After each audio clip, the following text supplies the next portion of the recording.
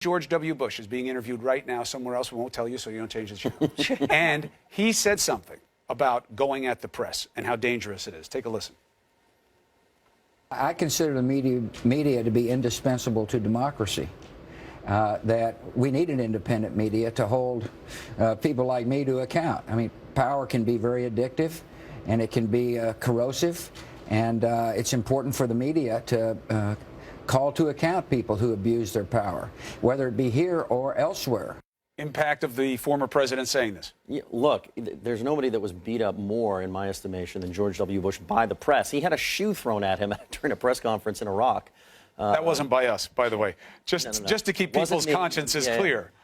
I don't think it's going to have an impact on how the Trump administration runs, but I think that he's making a point better than we can make it, because people don't trust us and people think we're biased in defending ourselves, which is, even though the press isn't always fair, even though sometimes we are biased, when we give people in power a hard time, it forces them to make their point more effectively, and it makes it harder for them to misuse their power. And that's our job, and thank you, President Bush. Thank you, President Bush, for speaking up for what he thinks is one of the underpinnings of democracy. You know, absolute power corrupts, is what basically he was saying. He said it's addictive, and that is what the journalists are supposed to be tasked with, is holding their feet to the fire. And it's just nice to hear it from a former president who, as you say, was on the receiving end of some bad press.